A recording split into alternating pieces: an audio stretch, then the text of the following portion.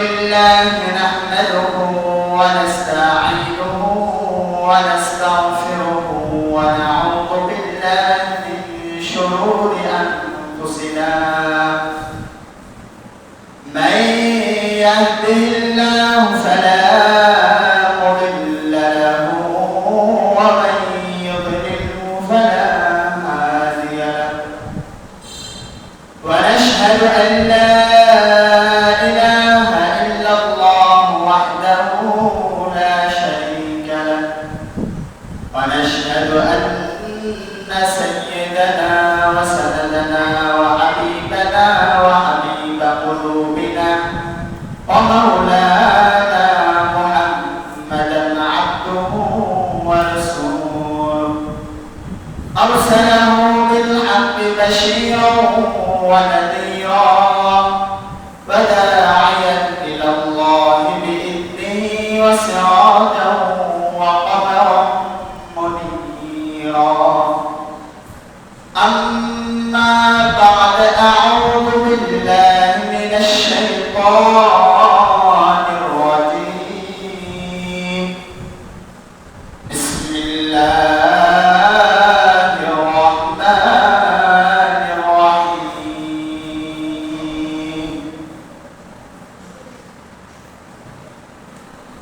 إنا أعطيناك الكوثر فصل لربك وانحر إن شانئك هو الأبتر صدق الله المولانا العظيم وصدق رسوله النبي الكريم قال رسول الله صلى الله عليه وسلم مفتاح الجنة الصلاة أو كما قال عليه الصلاة والسلام إن الله وملائكته يصلون على النبي يا أيها الذين آمنوا صلوا عليه وسلموا تسليما يا اللهم صل على سيدنا مولانا محمد وعلى آل سيدنا مولانا محمد اللهم صل على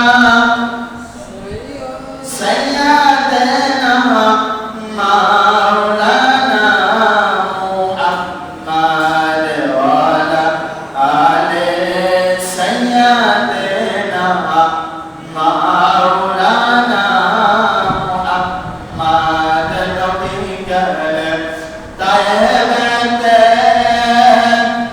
إسلام প্রচার করিছে নবীকে তায়েবে ইসলাম প্রচার করিতে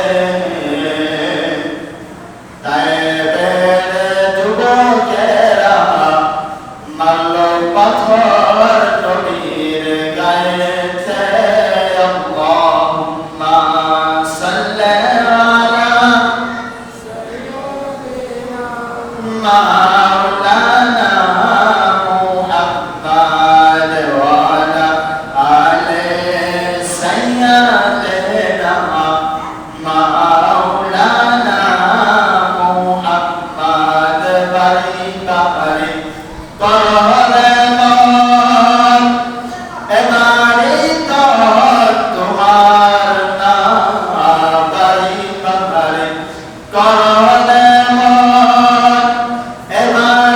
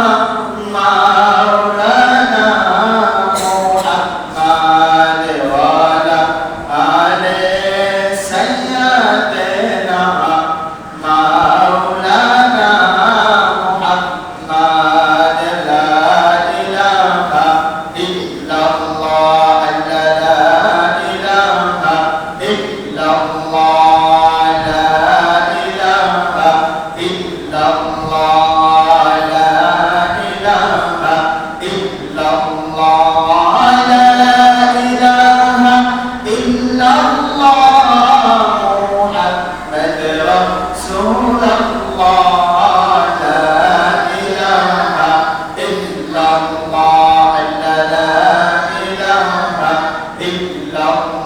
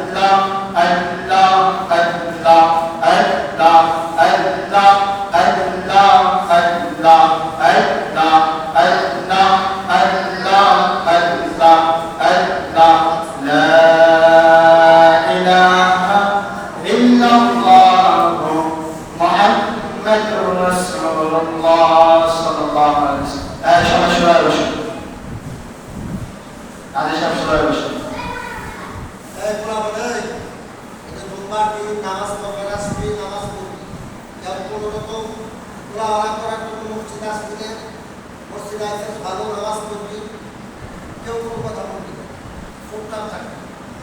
আল্লাহ তাআলার দরবারে লাখো কোটি শুকরিয়া যে মহান রব্বুল আলামিন আজকে মুহররমের দ্বিতীয় জুমা তাআলা আমাদেরকে জুমার নামাজ আদায় করার জন্য মসজিদে এসে বসার মতো তৌফিক দান করেছেন। সেজন্য সকলে একবার শুকরিয়া আদায় করি আলহামদুলিল্লাহ। মহান রব্বুল আলামিন আমাদেরকে যে মাস দিয়েছেন এবং আল্লাহ রাব্বুল আলামিন আমাদেরকে আজকে এই জুমার দিনে মসজিদে এসে বসার মতো তৌফিক দিয়েছেন। আল্লাহ রাব্বুল আলামিন চাইলে আমাকে অন্য জায়গায় রাখতে পারতেন, চাইলে আমাকে দুনিয়ার কাজের মধ্যেও রাখতে পারতেন, কিন্তু আল্লাহ তাআলা আমাদেরকে মহব্বত করেন, ভালোবাসেন। সেজন্য আল্লাহ রাব্বুল আলামিন তিনার এই পবিত্র দিনকে হাসিল করার জন্য আমাদেরকে মসজিদে এসে বসার মতো তৌফিক দান করেন। সেজন্য সকলে আস্তে আরেকবার শুকরিয়া আদায় করি আলহামদুলিল্লাহ। জোর করে তো কই, কারণ মহান রব্বুল আলামিন বলেন যে আমার বান্দা যখন শুকরিয়া আদায় শুরু সুবহানাল্লাহ আলহামদুলিল্লাহ আলহামদুলিল্লাহ বলা যে বান্দা বলবে তার আওয়াজ যত দূর পর্যন্ত যাবে, ওর ভিতরে যত গাছ গাছালি তরু লতা পশু পাখি যত ধরনের মাখলুকাত যদি থাকে আমাদের সাথে সাথে তারাও আলহামদুলিল্লাহ বলে, সকলে সুবহানাল্লাহ। আমার একবার আলহামদুলিল্লাহ সুবহানাল্লাহ বলার কারণে যদি জান্নাতের ভিতরে একটি রহমতের গাছ সৃষ্টি হয়, তাহলে যদি এতগুলা মানুষ একসাথে বলে আর আমার উসিলায় যে আল্লাহ মাখলুকরা আরো যে মাখলুকরা আছে তারা বলে, তাহলে আমার জন্য ভালো না খারাপ? ভালো না খারাপ? তাহলে সুবহানাল্লাহ আলহামদুলিল্লাহ আসতে বলা লাগবে না জোরে? যে রব্বুল আলামিন আমাদেরকে এই মসজিদ আমরা নির্মাণ করছি, আপনারা সকলে তো মিলে মিশে মসজিদ নির্মাণ করছেন না? কিসের জন্য নির্মাণ করছেন? কথা বলেন একটু আমার সাথে। এই মসজিদ নির্মাণ হচ্ছে কিসের জন্য? নামাজ কি দূরের মানুষ আসে পড়বে না এলাকার মানুষ পড়বে? মসজিদ বানালেন নামাজের জন্য, পাঁচ ওয়াক্ত এক ওয়াক্ত আসেন না, কিন্তু একদিন ইমাম সাহেব আজান দিতে দেরি করছেন তার খবর ভালো না।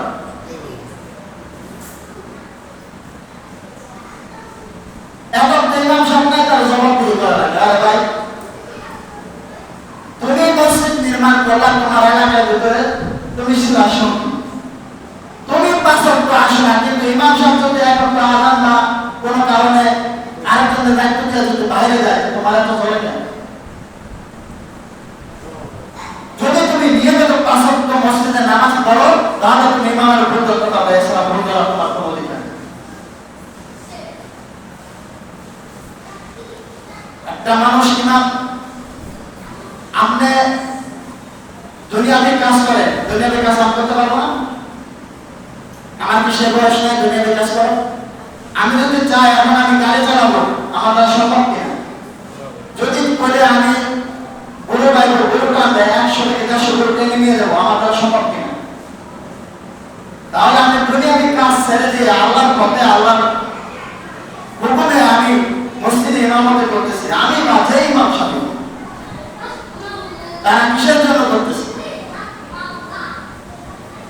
তারা জুমার দিন মসজিদে বয়ান করতেছে যেন একদিন হয় দুদিন হয়, একটা কথা একদিন একদিন মানুষ যেন মসজিদে এসে নামাজ আদায় করে, সেজন্যই। তাহলে জুমার দিন বয়ান করার কোনো প্রয়োজন মনে হয় না, আসবেন খুঁজতে আসবে নামাজ পড়বেন চলে যাবে, আরো সহজ। এই যে আল্লাহ রাব্বুল আলামিন আমাদেরকে মুহররম দিয়েছেন, কি দিয়েছেন? মুহররম মাস, মুহররম মাস বরকতের মাস। এই মুহররম মাসের রোজা রাখলে পিছনের গুনাহ এবং সামনের গুনাহ, পিছনের 1 বছরের গুনাহ এবং সামনের 1 বছরের গুনাহ আল্লাহ তাআলা মাফ করে দেন। সকলে বলি সুবহানাল্লাহ। তাহলে আমরা একদল আসি কি করি?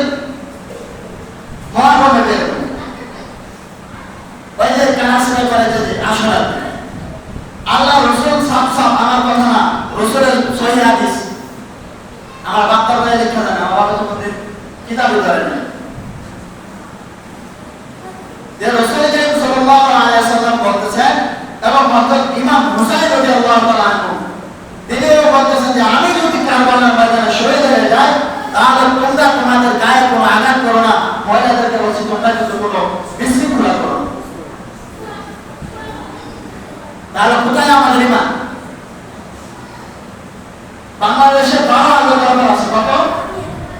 12,000 দরবার। এর ভিতরে হয়তো দু একটা বন্ধের দরবারগুলো আছে, তারা এই কাজগুলো করে। কি করে? এদের কারণে প্রত্যেকটা দরবার বর্তমান, প্রত্যেকটা সুন্নিয়াতের বর্তমান। চট্টগ্রামে যাওয়ার জন্য 10 দিন ব্যাপী মাহফিল দিছে আসরের উদ্দেশ্যে। তো তোমরাও দাও। নামাজ নাই, গোসল নাই, হাঁটতেছে রাস্তা দিয়ে, মাইক বাজাতেছে, লাভ কি? যে ইমাম হুসাইন কারবালার ময়দানে শহীদের আগে জুমার দিন ছিল, 2 রাকাত নামাজ আদায় করে বলছে যে তোমার কাছে আমি হাত জোর করি যে তুমি আমাকে 2 রাকাত জুমার নামাজের পড়ার মতো সুযোগ দাও, আমি তোমাকে কিয়ামতের দিন সুপারিশ করে জান্নাতে দেব। তো তোমাদের নামাজ পড়ো। আসলে মরম আইনে পাগল হয়ে যাও। মরম আসে, নামাজ নাই, গোসল নাই, 10 মহরম রোজা রাখতে বলছে রসুল। তুমি সেদিন নিজের শরীরকে বিচ্ছিন্ন করছো। কোথায় পেয়েছি এগুলো? পেয়েছিলেন?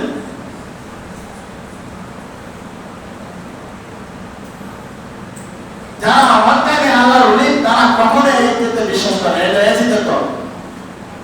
উপরে বলে আমি হুসাইন, ভিতরে মুনাফিকি। যেমন রাসূলুল্লাহ সাল্লাল্লাহু আলাইহি ওয়াসাল্লাম বদরের যুদ্ধে যখন কাফেলা নিয়ে বের হয়েছে, কিছু তো যাওয়ার পর কিছু পাখি আলাদা পলাইছে, তারা ছোট করে আমরা মসজিদে বসে। তো ওই গ্রুপ হলো মুনাফিকের গ্রুপ, চেনা যায়।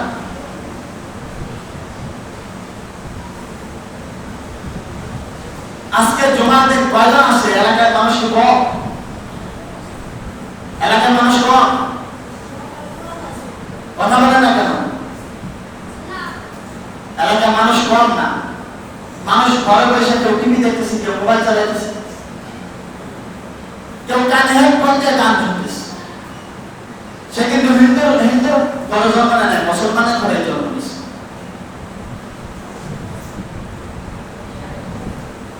তাহলে কোথায় ইসলাম? ইসলাম রসুল সহজ করে দিয়েছে। আমরা কি করে রসুলকে ভালোবাসি? কি দিয়ে ভালোবাসি? যদি অন্তর দিয়ে রসুলকে ভালোবাসতে না পারেন, ওই ভালোবাসার কোনো দাম নাই। কিয়ামতের দিন জান্নাত চোখে দেখা লাগবে না, রসুলকেও খুঁজে পাইবেন। আল্লাহ রাব্বুল আলামিন রাসূল সাল্লাল্লাহু আলাইহি ওয়াসাল্লামকে সন্তান দিয়ে দুনিয়া থেকে নিয়ে গেছেন। তখন কাফেররা বলে মুহাম্মদ হলো নির্বংশ। কি বলছে? মুহাম্মদ হলো নির্বংশ। তখন আল্লাহ তাআলা সাথে সাথে কোরআনে আয়াত নাযিল করেন, ইন্না আ'তাইনাকাল কাউসার। হে রাসূল, আমি আপনাকে সুসংবাদ হিসেবে হাউজে কাউসার আপনাকে দান করলাম। কিয়ামতের দিন এই কাউসারের পানি আপনি আপনার নিজ হাতে উম্মতদেরকে খাওয়াবেন। তাহলে রাসূলের উম্মতকে তো খাওয়াতে বলছে নাকি? না অন্যদেরকে খাওয়াতে বলছে? বলছে যাকে আপনার উম্মত হিসাবে গ্রহণ করা হবে, আপনার তাকে এই হাউজে কাউসার পান করাবেন।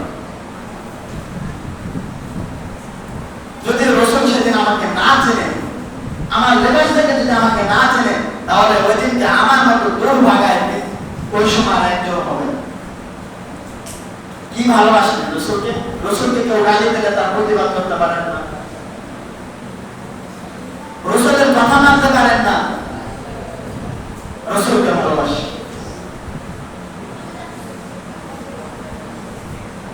দেখলে সবে পাগল হবে, কাকে বসে নিরালায় তো ছবি দেয় না, তো কাজ কিভাবে নিরালায় বসে? দর্শন পাঠ করা হয়, চুপ, কোনো কথা নেই। দর্শন পড়বো না, চুপচাপ বসে থাকবো। আল্লাহ জিকির করা হয়, জিকির জিকির হয় নাকি? এখানে জিকির হয়েছে, কি জিকির হয়েছে? কথা বলে না কেন? কোথায় গেছে? একটু আগে যে জিকির করলাম, কিসের জিকির হয়েছে? আগে শোনেন নাই না বসে শোনা যায় না? আল্লাহর জিকির হয়েছে, তাহলে জিকির করতে সমস্যা করি। ও বলা পরিষ্কার হয়ে যাবে, শয়তানি তা করতে পারবে।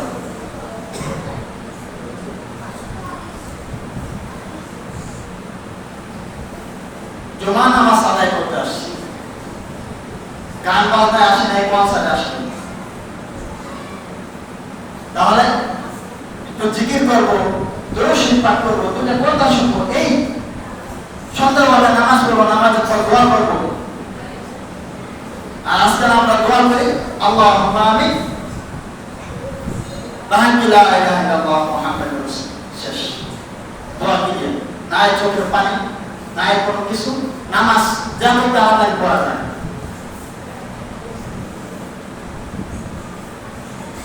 হুজুর বৃষ্টির ভাব, নামাজ তাড়াতাড়ি শেষ করে দেয়। তাহলে নামাজ কই? কোথায় জিকির, কোথায় দরুদ? যেখানে আল্লাহ তাআলা বলতেছে যে আমার রাসূলের সামনে আমিও দরুদ পাঠ করি, তোমরাও দরুদ পাঠ করো। সকল বলি সুবহানাল্লাহ। দেখো সে দরুদ আমার সাথে সকল বলে আল্লাহ